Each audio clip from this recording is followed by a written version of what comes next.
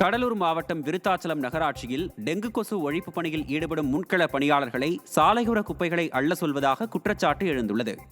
கடந்த சில நாட்களாக பெய்து வரும் மழையால் கடலூரில் 4 பேருக்கு டெங்கு காய்ச்சல் ஏற்பட்டுள்ளது. இந்நிலையில் டெங்கு கொசு ஒழிப்பு பணியில் ஈடுபடும் முன்கள பணியாளர்களை நகரம் முழுவதும் சாலையோரம் கிடக்கும் குப்பைகளை அள்ளச் சொல்வதாக நகராட்சி நிர்வாகம் மீது குற்றச்சாட்டு எழுந்துள்ளது. இதனால் மன உளைச்சலுக்கு ஆளாகி வருவதாகவும் இதுகுறித்து மாவட்ட நிர்வாகம் உரிய நடவடிக்கை எடுக்க வேண்டும் எனவும் டெங்கு கொசு ஒழிப்பு பணியில் ஈடுபடும் முன்கள பணியாளர்கள் வலியுறுத்தியுள்ளனர்.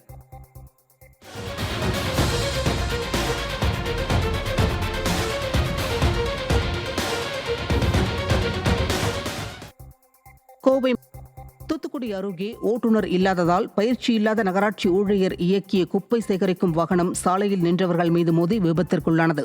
திருச்செந்தூரில் ஓட்டுநர் இல்லாததால் தூய்மை பணியாளர்களின் மேற்பார்வையாளர் தமிழரசி குப்பை சேகரிக்கும் வாகனத்தை இயக்கியுள்ளார்.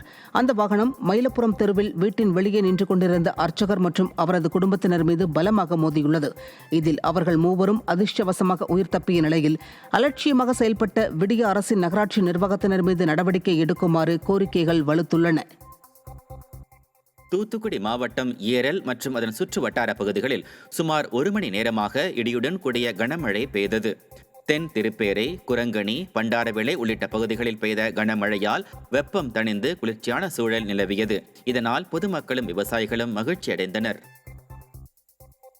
தூத்துக்குடி மாவட்டம் திருச்செந்தூர் மற்றும் அதன் சுற்று வட்டார பகுதிகளில் சுமார் 1 மணி நேரத்திற்கு மேலாக கனமழை பெய்தது. ஆத்தூர், ஆறுமுகநேரி, காயல்பட்டினம் உள்ளிட்ட பல்வேறு பகுதிகளில் இடியுடன் கூடிய கனமழை பெய்ததால் வெப்பம் தணிந்து குளிர்ச்சியான சூழல் நிலவியது. இதனால் பொதுமக்கள், வியாபாரிகள் மற்றும் விவசாயிகள் மகிழ்ச்சி அடைந்தனர்.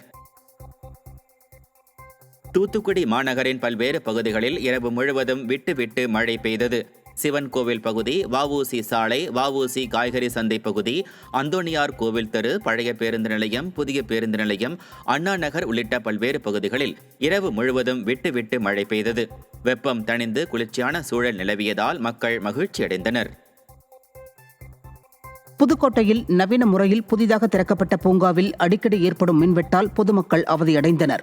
இங்குள்ள சத்தியமூர்த்தி சாலையில் 10 கோடி ரூபாய் மதிப்பில் கட்டப்பட்ட பூங்காவுக்கு பொதுமக்கள் அதிக அளவில் வந்து செல்வது வழக்கம்.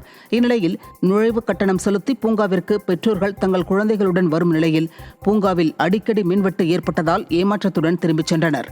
கட்டணம் வசூல் செய்யும் பூங்கா நிர்வாகம் மின்தடை ஏற்படாதவாறு நடவடிக்கை எடுக்க வேண்டுமென அவர்கள் கோரிக்கை விடுத்தனர். திருப்பூர் மாவட்டம் உடுமலை பஞ்சலிங்க அருவியில் நீர்வரத்து அதிகரித்துள்ளதால் சுற்றுலா பயணிகள் உற்சாகமடைந்துள்ளனர். கோடை வெப்பத்தின் தாக்கத்தால் பஞ்சலிங்க அருவியில் நீர்வரத்து குறைந்து வறண்டு காணப்பட்டது. இந்த நிலையில் வனப்பகுதியில் பெய்த கனமழையால் அருவிக்கு நீர்வரத்து அதிகரித்துள்ளது. இதனால் அருவிக்கு குடும்பத்தோடு வருகை தந்த சுற்றுலா பயணிகள் உற்சாகத்தோடு குளித்து மகிழ்ந்தனர். கள்ளக்குறிச்சி மாவட்டம் சங்கராபுரம் அருகே சூறாவளி காற்றுடன் பெய்த கனமழையால் 500 ஏக்கருக்கு மேல் பயிரிடப்பட்ட மக்காச்சோள பயிர்கள் சாய்ந்து சேதமடைந்தது. கல்வராயன் மலை அடிவார பகுதிகளில் கடந்த 2 நாட்களாக சூறாவளி காற்றுடன் கூடிய கனமழை பெய்தது. இதனால் தெத்துக்காடு, மோட்டாம்பட்டி, பாச்சேரி, பாலப்பட்டு உள்ளிட்ட 10க்கும் மேற்பட்ட கிராமங்களில் விவசாயிகள் பயிரிட்டிருந்த மக்காச்சோளம் பயிர்கள் முற்றிலும் சாய்ந்து சேதமடைந்தன. இதில் சுமார் 500 ஏக்கருக்கு மேல் பாதிக்கப்பட்ட நிலையில் விடிய அரசின் அதிகாரிகள் நேரில் பார்வையிட்டு உரிய நிவாரணம் வழங்க வேண்டுமென விவசாயிகள் விடிய அரசுக்கு கோரிக்கை விடுத்தனர்.